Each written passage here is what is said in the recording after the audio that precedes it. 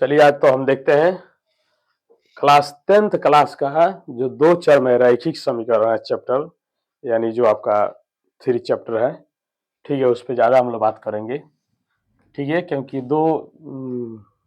पिछले दो पार्ट का जो मैंने इस पे वीडियो इस चैनल पे अपलोड कर दिया है। ठीक है, तो उसको आप लोग देख सकते हैं।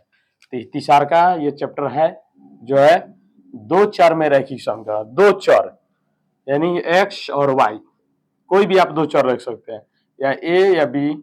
इसका मतलब कोई भी लेटर आप लीजिएगा ABCD का तो होगा जाएगा चर हो जाएगा। ठीक है, तो ये हो गया। इसके बाद कह रहा है रैखिक समीकरण। रैखिक मतलब इसका पावर 1 होनी चाहिए। कोई भी लीजिए, इसका पावर जैसे 3 + 2y = 6। देखिए आप, इसका पावर 1 है, इसका मतलब क्या है, रैखिक है।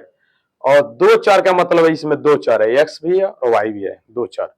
कोई भी एक्स वाई की जगह पर ए बी भी रह सकता है। ए बी जैसे 2b = 6। देखिए बी भी है, ए भी है, ये भी चर है और इसका भी पावर 1 है। इसका मतलब ये भी रैखिक है। तो इसका नाम से ही हम लोग को पहचान मिलता है। ठीक है, यहाँ पे लिखा है दो चर में रैखिक समीकरण। दो चर होना चाहिए लेकिन रैखिक, उसका पावर 1 होनी चाहिए, तो अभी होगा दो चर में रैखिक समीकरण।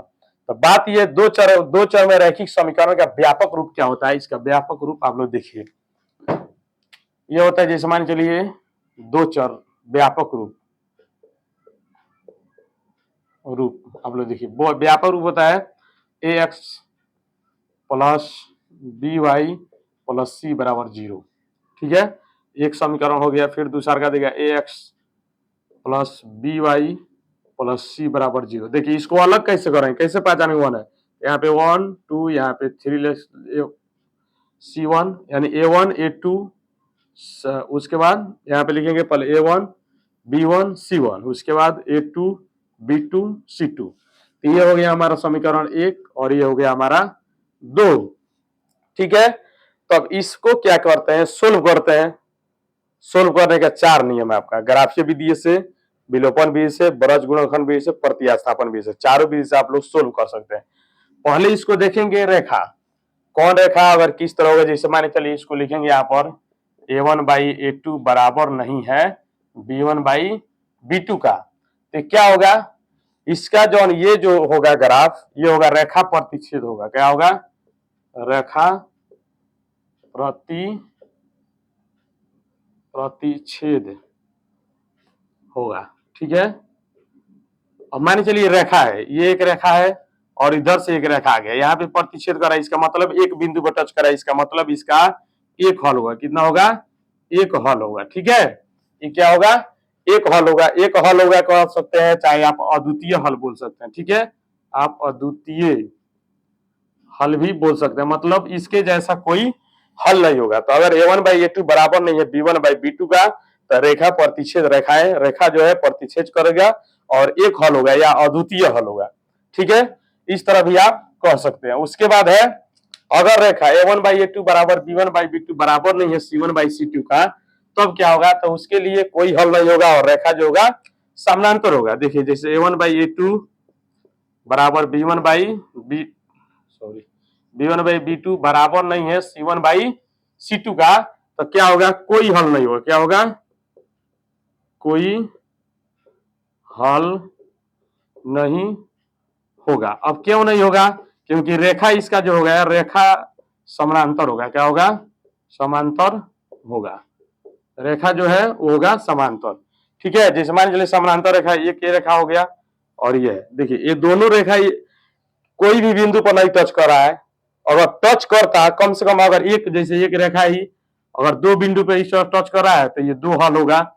अगर एक बिंदु पर टच कर रहा है एक, लेकिन यहाँ पे दोनों रेखाएं समानांतर है, दोनों एक दूसरे से कहीं मतलब टच नहीं किया है, इसीलिए इसका कोई हल नहीं होगा। ठीक है, एक भी बिंदु पर टच नहीं किया है तो कोई हल नहीं होगा। ठीक है, इसको आप लोगों को ध्यान में रखना। इस तरह बोर्ड में भी क्वेश्चन कभी कभी ऑब्जेक्टिव में डाल देता है, A1/A2 बराबर नहीं है B1/B2, A1/A2 बराबर B1/B2 बराबर नहीं है C1/C2 का, तो क्या हल होगा, कितने हल होगा, अनंत होगा, एक होगा, कोई नहीं होगा। ठीक है, या दो होगा, तो आप लोग मारिएगा कोई नहीं होगा, क्योंकि रेखाएं समानांतर होगी। ठीक है, उसके बाद इसका तीसरा जो आता है A1/A2 बराबर B1/B2 बराबर होता है C1/C2 का, तो उस पर भी हम लोग देखते हैं। ठीक है, ये बराबर होता है C1/C2 का, तीसरा का। तो तीसरा का जब होगा तो इसका जो होता है रेखा संपाती होगा। क्या होगा? रेखा संपाती होगा। ठीक है, और जब रेखा संपाती होगा, संपाती का मतलब एक ही रेखा है और जस्ट इसी के ऊपर एकदम टच करते हुए फिर दूसरा रेखा है। ठीक है, इसका मतलब अनेकों बिंदु पर टच कर रहा है दूसरा का रेखा भी। एक ही रेखा हुआ, फिर इसके ऊपर से एक और रेखा जाएगा, इसका मतलब अनेक बिंदु पर टच कर रहा है, तो इसका होगा अनेक हल होगा। कितना होगा? अनेक हल होगा। ठीक है, इस तरह आप लोग इसको ध्यान में रखिएगा। A1/A2 बराबर B1/B2 बराबर C1/C2 है, तो रेखा संपाती होगी और अनेक होला। संपाती हल का, संपाती का मतलब होता है एक दूसरे से ओवरलैप, यानी सभी बिंदु का अटैचमेंट होगा, यानी टच करेगा सभी बिंदु पर। तो अनेकों बिंदु पर टच करेगा। मान चलिए एक रेखा है, इससे मानिए इस पे एक और एक रेखा खींच रहे हैं, तो ये अनेकों बिंदु पर टच कर रहा है कि नहीं, इसका मतलब अनेक हल होगा। क्या होगा? अनेक हल होगा। ठीक है, तो चलिए अब इसका बात आता है इसको सोल्व करने का। सोल्व कैसे किया जाता है, ये रैखिक समीकरण को सोल्व कैसे करेंगे। चलिए इसको एक समीकरण को हम उदाहरण देकर आपको सोल्व करके बताते हैं। ठीक है, ये व्यापक रूप था। चलिए इसको हम लोग सरल करते हैं। जैसे मानिए चलिए यहाँ पे दे देगा x+2y बराबर 6, फिर यहाँ पे x+y बराबर 5 दे देगा। तो इसको हम लोग सोल्व कैसे करेंगे। ठीक है, इसको होता है सोल्व करने के लिए आपको बताए हैं, इसको 4 मेथड से सोल्व किया जाता है। पहला होता है विलोपन विधि, विलोपन विधि। ठीक है, उसके बाद होता है प्रतिस्थापन विधि।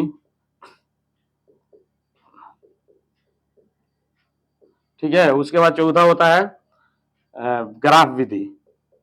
ग्राफ कह सकते हैं आप, आलेख कहिए, आलेख विधि। ठीक है, आलेख खींचकर या ग्राफ खींचकर।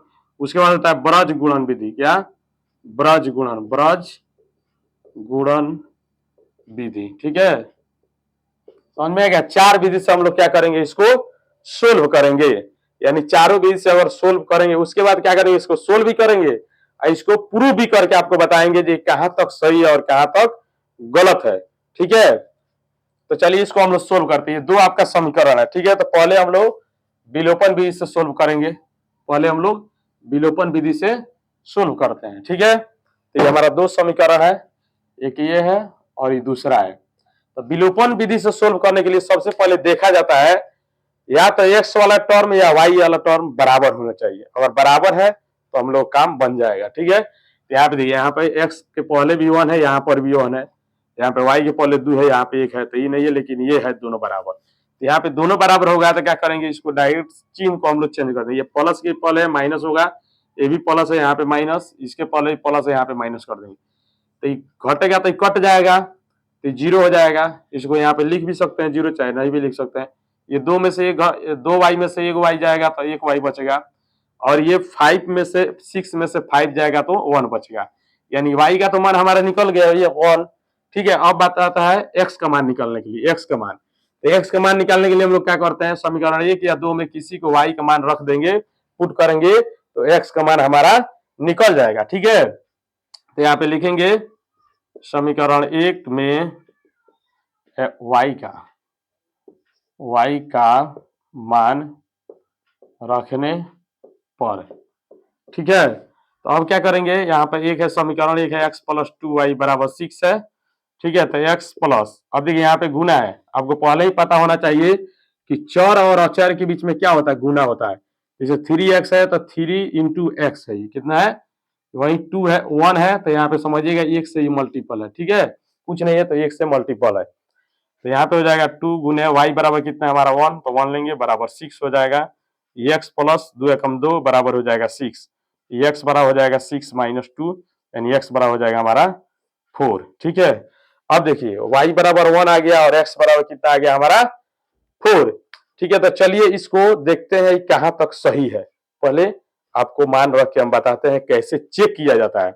रैखिक समीकरण को कितना बच्चों को पता नहीं है, जो हम सोल्व किए हैं सही या गलत। ठीक है, तो आपको कंफ्यूजन दूर कर देंगे। इसमें समीकरण 1 या 2 में x और y का मान अगर पुट करेंगे तो LHS के अगर बराबर आ जाएगा तो हम समझ जाएंगे हमारा क्या है, ये सही है। तो जांच करने के लिए, इसको जांच करने के लिए क्या किया जाता है, जांच करने के लिए कोई एक समीकरण लीजिए, 1 लीजिए या 2, कोई, चलिए तो हम लोग 1 में रखते हैं। x प्लस 2y बराबर 6 है। ठीक है, तो x बराबर हमारा कितना आ गया है 4, तो यहाँ पे 4 लेंगे प्लस 2 गुने y बराबर हमारा कितना 1, तो 1 यहाँ पे लेंगे बराबर 6।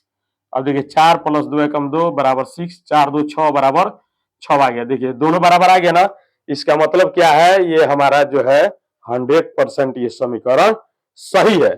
ठीक है, इसमें भी आप लोग रखिएगा, तो x बराबर 1 रखिएगा, फिर y बराबर 1 और x बराबर 4, तो 4 प्लस 1 हो जाएगा, ये हो जाएगा 5, यानी ये भी हो जाएगा 5 बराबर 5, तो इसका मतलब ये भी क्या है, सही है।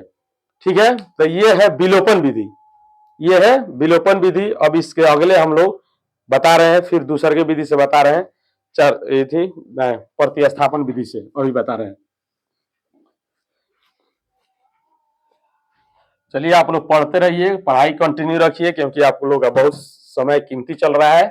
अपने लिए नहीं तो कम से कम अपने घर वालों के लिए, अपने गुरु के लिए, अपने माता पिता के लिए कम से कम पढ़ाई स्टार्ट रखिए। ठीक है, क्योंकि पढ़ाई से कीमती कोई चीज नहीं है। चलिए तो इसको हम लोग देखते हैं अब विलोपन विधि से, नहीं प्रतिस्थापन विधि से। प्रतिस्थापन विधि, ठीक है, तो प्रतिस्थापन विधि से अभी सोल्व करने, जैसे मान लीजिए 2 यहाँ पर x प्लस 2y बराबर हो गया 8।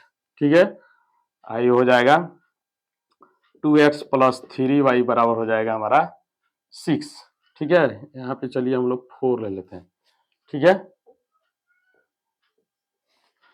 ये हो गया हमारा 1 और ये हो गया हमारा 2, लेकिन इसको प्रतिस्थापन विधि में इसको 2 नहीं मानेंगे, इसको अभी सोल्व करेंगे। ठीक है, अभी सोल्व करेंगे। चलिए इसको भी हटाइए, चलिए इसको सोल्व करेंगे। सोल्व करने के लिए x बराबर हो जाएगा, ये हमारा 6, ये माइनस प्लस में है तो इधर माइनस में आ जाएगा, 6y हो जाएगा। ठीक है, ये हमारा हो गया 2। अब क्या करेंगे, समीकरण 1 में 2 का मान लिखेंगे। यहाँ पे लिखेंगे समीकरण 1 में x का मान रखने पर क्या लिखेंगे, x का मान रखने पर। ठीक है, अब x का मान रखेंगे समीकरण 1 में, ये x यहाँ पर है, तो x प्लस 2y बराबर 8 लिख देंगे। ठीक है, उसके बाद क्या करेंगे, यहाँ पर x का मान लेंगे। यहाँ पे x बराबर है हमारा 6 माइनस 4y, यहाँ पे प्लस 2y बराबर है हमारा 8। ठीक है, अभी ये होगा प्लस माइनस माइनस होगा तो घटेगा, तो माइनस 2y होगा, माइनस 2y बराबर हो जाएगा 8। ठीक है, तो अब इसको क्या करेंगे, यहाँ पर माइनस में तो प्लस में जाएगा, तो यहाँ पे हो जाएगा माइनस 2y बराबर हो जाएगा 8 माइनस 6, क्योंकि यहाँ पे प्लस है, कुछ नहीं तो प्लस है, फिर जाएगा तो माइनस होगा, तो माइनस 2y बराबर हो जाएगा, ये हो जाएगा 2, 2 एकम 2 कटेगा, तो y बराबर हो जाएगा -1। कितना हो गया, ये y बराबर -1। अब x का मान नहीं निकला है, तो अब क्या करेंगे, समीकरण 2 में यहाँ पे लिखेंगे, समीकरण 2 में किसका मान रखेंगे, y का मान रखने पर, y का मान रखने पर। ठीक है, y के मान रखने पर 2 में, तो इसको क्या करेंगे हम लोग, 2 लेंगे, यहाँ पे x बराबर है 6 माइनस 4y बराबर, यही ना है 2 है ये समीकरण। अब y का मान है -1, तो y के जगह पर माइनस है, तो x बराबर हो जाएगा 6 माइनस 4 गुने फिर हो जाएगा -1 हो जाएगा, फिर x बराबर हमारा हो जाएगा 6 माइनस माइनस प्लस होगा, कितना होगा, माइनस माइनस प्लस, ये कितना हो जाएगा 4 हो जाएगा, तो x बराबर आ गया हमारा 10। ठीक है, x बराबर कितना आ गया, 10 आ गया, और y बराबर आ गया -1। तो चलिए इसको भी इसमें मान रख के जांच करेंगे कि सही है या गलत है। ठीक है, तो चलिए इसमें मान रखिए, तो 1 में रखते हैं, इसको मिटाइए, सबको 1 में रखते हैं जांच करने के लिए। यहाँ पे लिख दीजिए जांच, तो x बराबर हमारा कितना है, x बराबर 10 है, तो 10 लेंगे प्लस 2 इंटू y बराबर है -1, तो -1 लेंगे बराबर 8 आ गया, तो हो जाएगा 10, ये प्लस माइनस माइनस हो जाएगा, 2 एकम 2 होगा 8, 10 में से 2 घटेगा 8 बराबर 8। देखिए ये भी सही है एकदम 100%। ठीक है, इसके बाद हम लोग अब ग्राफीय विधि से हल करेंगे। ये तो हुआ प्रतिस्थापन और विलोपन, उसके बाद ग्राफीय विधि से अभी हल करके बता रहे हैं आप लोगों को। देखिए अगर ग्राफीय विधि से आप लोग हल करते हैं तो ग्राफ का कॉपी सबसे बेहतर है, क्योंकि बोर्ड पर या कॉपी पर आप लोग सोल्व करते हैं तो उससे क्या हो जाएगा, पॉइंट में इधर उधर भी हो सकता है। ठीक है, तो सबसे बेहतर है कि आप लोग क्या चीज ग्राफ के कॉपी से ही हल करें, ग्राफ या आलेख विधि। ठीक है, चलिए तो इसको हम लोग देखते हैं। जैसे x प्लस 2y बराबर आ गया 4, फिर एक समीकरण हो गया, फिर दूसरा का आपका समीकरण देगा x प्लस 4y बराबर 8, दूसरा का आपका हो गया। ठीक है, तो ये कहेगा आपको सोल्व कीजिए ग्राफीय विधि से, बताइए x और y का मान। ठीक है, इसको क्या करेंगे, ग्राफीय विधि से सोल्व करेंगे। तो ग्राफीय विधि से सोल्व करने के लिए सबसे किसी एक को, या तो x का ना तो y को अलग करें, तो x बराबर हो जाएगा 4 माइनस 2y हो जाएगा। ठीक है, इसको अलग रखेंगे, इसको क्या करेंगे इधर भेज देंगे। ठीक है, तो प्लस में है तो इधर माइनस में आ गया, तो x। अब उसके बाद क्या करेंगे, इसको हम लोग खंड बना लेंगे, 3 खंड बनाएंगे, 3 या आप 4 भी बना सकते हो, उसके ऊपर भी रख सकते हैं, कोई दिक्कत है। यहाँ पे x और यहाँ पे y ले लेंगे। आप 2 भी मान रख सकते हैं, 2 से ज्यादा भी मान रख सकते हैं, आपके बस के ऊपर है। ठीक है, आपकी मन की बात है। उसके बाद यहाँ पे क्या करेंगे हम लोग, पहले यहाँ पे मान रखेंगे तो यहाँ से होगा, जैसे यहाँ पे इनपुट होगा, यहाँ पे आउटपुट होगा। ठीक है, यहाँ पे 0 रखेंगे तो 2 में 0 से गुना होगा तो 0 हो जाएगा, और 4 में से 0 घटेगा तो 4 ही होगा। ठीक है, मान चलिए y बराबर 1 रखते हैं, तो 2 एकम 2, 4 में से 2 गया 2। ठीक है, इस तरह फिर इसको भी आप लोग सोल्व कर सकते हैं। x बराबर कीजिए 8 माइनस 4y। ठीक है, तो इसको भी आप लोग 3 खंड बनाइए, ये x हो गया, y हो गया। ठीक है, उसके बाद क्या हो गया, अब यहाँ पर x बराबर 0 लेंगे, y बराबर 0 लेंगे, तो 4 0 0। चलिए 0 नहीं लेकर सबसे बढ़िया है 1 ले लीजिए, क्योंकि ये जो मान है थोड़ा कम होगा, तो 4 एकम 4 हो जाएगा ये। उसके बाद ये कितना हो जाएगा, 4 बचेगा, 8 में से 4 गया 4। उसके बाद y बराबर 2 लेंगे, तो 4 दूना 8, क्योंकि इसके बीच मल्टीपल है यहाँ पर, तो हम जब y बराबर यहाँ पे 2 लिए है ना, तो आप समझ जाइएगा सर जो है इस तरह कर रहे हैं, 4 माइनस 2 गुने 2, इस तरह 8 यहाँ पे गुना कर रहे हैं 2 से, यहाँ पे 1 लिए हैं तो यहाँ पे 1 से गुना कर रहे हैं 4 में, उसके बाद 8 में से घटा दे रहे हैं। ठीक है, यहाँ पर भी 4 में 2 से गुना करके 8 में से घटा दीजिए तो 4 ना बचेगा। ठीक है, 4 नहीं बचेगा, ये हो जाएगा 8 माइनस 4 दूना 8, ये हो जाएगा 0 बचेगा, कितना 0, तो यहाँ पर हो जाएगा 0। अब इसको हम लोग क्या करेंगे, ग्राफ खींचेंगे। ठीक है, ग्राफ खींचेंगे, ग्राफ जब दोनों रेखाएं जहां काटेगी इस तरह, जब ग्राफ हम लोग को मिलेगा जिस बिंदु पर काटेगी, उस बिंदु का नियामक ढूंढेंगे। नियामक नियामक ढूंढेंगे तो आपको जानबे करते हैं जो ग्राफ का नियामक होता है x और y होता है। इस तरह 2 या 4 आएगा तो समझ जाएंगे x बराबर 2 और y बराबर 4 हम लोग मान लेंगे। ठीक है, तो मानेंगे नहीं, जिस पे काटेगा वही होगा एक्यूरेट, इस तरह मानने से नहीं होगा। तो चलिए इसको हम लोग खींच कर देखते हैं, ग्राफ। ग्राफ खींचे, तो ग्राफ खींचने के लिए इसको तो हम लोग को रखना पड़ेगा, इसको भी रखना पड़ेगा। ठीक है, तो हम लोग चलिए ग्राफ खींचते हैं, ग्राफ खींच के बता रहे हैं आपको।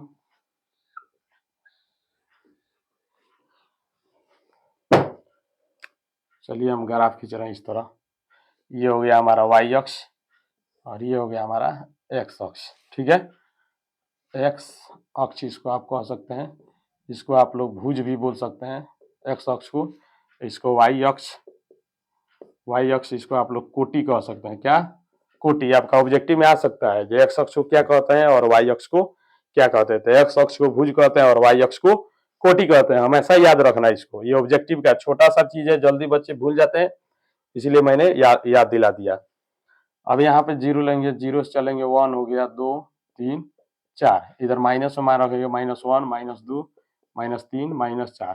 चूंकि यहाँ पे ग्राफ का कॉपी नहीं है, ये पॉइंट थोड़ा ज्यादा कम भी हो सकता है। ठीक है, उसके बाद क्या करेंगे, यहाँ पर 1 लेंगे, 2 3 और 4, फिर यहाँ पे -1 लेंगे, -2 -3 -4। ठीक है, तब यहाँ पे देंगे x बराबर 4 है और y बराबर 0, तो x बराबर 4 यहाँ पे है, y बराबर 0 यहीं पर आने देंगे।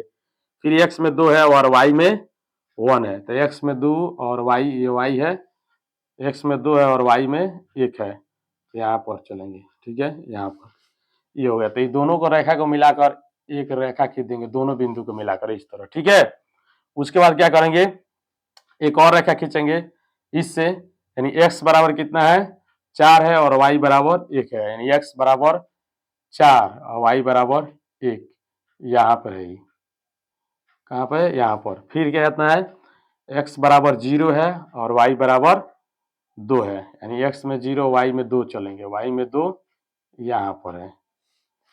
ठीक है, और इससे भी ये दोनों रेखा खींचेंगे इस तरह। ठीक है, x बराबर 2 हमारा मिल गया, नहीं नहीं गलती हो रहा है, x y बराबर 2 है। ठीक है, ऐसे भी x बराबर 4 हो गया ये हमारा, और y बराबर 2। ठीक है, x बराबर 4 यहाँ पर और y बराबर 1, तो y में 1 कदम चलेंगे। ठीक है, और x में 4 कदम चलेंगे तो हमको यहाँ पे मिलेगा। ठीक है, और फिर y में केवल 2 कदम चलना है, x में 0 चलना है। ठीक है, तो y में 2 कदम यहाँ। अब हम लोग काटेगा इस तरह ग्राफ ही। ठीक है, तो जिस बिंदु पर काटेगा यहाँ पर, जैसे मान चलिए यहाँ पे हमको लगता है 1 है, यहाँ पे 2 है, तो इसका जो नियामक होगा ये x बराबर 1 होगा, y बराबर 2। ठीक है, तो यहाँ पे जो नियामक हम लोग को मिलेगा यहाँ से देखिए, x बराबर 1 है, y बराबर 2 है। ठीक है, तो इसको हम लोग क्या करेंगे, यहाँ पे जो मिला है 1 और 2, यानी इसको मिला है x और y। ठीक है, तो x का मान जो निकला है हमारा, x बराबर 1 आंसर आ गया और y बराबर 2 आंसर आ गया। ठीक है, इस तरह आप लोग ग्राफीय विधि से हल कर सकते हैं। ग्राफ के कॉपी पे कीजिएगा तो आपको यहाँ पे कंफ्यूजन नहीं होगा, ग्राफ का कॉपी पे एक्यूरेट काट के दिखाएगा। ठीक है, जिससे आपको आंसर मिल जाएगा। तो इसके अब मान चलिए इतना तो हो गया। ठीक है, इस पे क्वेश्चन मैंने नहीं अभी सोल्व किया, क्वेश्चन सोल्व करके बताया इसे अपने मन से, लेकिन वीवीआई क्वेश्चन इसके दूसरे पार्ट में इस चैप्टर पर वीवीआई क्वेश्चन बनाएंगे जो पिछले ईयर में पूछ दिया है, या अगले साल पूछ भी सकता है, या इस साल भी पूछ सकता है। ठीक है, तो इतना आप लोगों को समझ में आ गया। मैं आशा करता हूँ आप लोगों का ये वीडियो अच्छा लगा, और वीडियो को सब्सक्राइब कीजिए, शेयर भी कीजिए, अपने दोस्तों के पास भी भेजिए, ताकि दूसरे बच्चों का भी कंफ्यूजन दूर हो, वो भी आपका भी नाम लेंगे और मेरा भी नाम लेंगे। ठीक है, वो भी बोर्ड में पास हो जाएंगे। तो इसीलिए कम से कम इस चैनल पे बने रहिए, ताकि कम से कम मान चलिए आप 0 से मैथ कुछ नहीं जानते हैं, फिर भी 50 से 60 के बीच में आपका मैथ आ जाएगा, और इस चैनल पे आप बने रहिए, क्योंकि कंटिन्यू वीडियो मैं आपके लिए अपलोड करूंगा जब तक आप लोग का एग्जाम नहीं खत्म हो जाता है तब तक। एक दिन थ्योरी दूंगा, दूसरे दिन उस पर वीवीआई क्वेश्चन सोल्व करूंगा। ठीक है, चलिए तो आज के वीडियो में इतना ही रहने दीजिए। Thank you.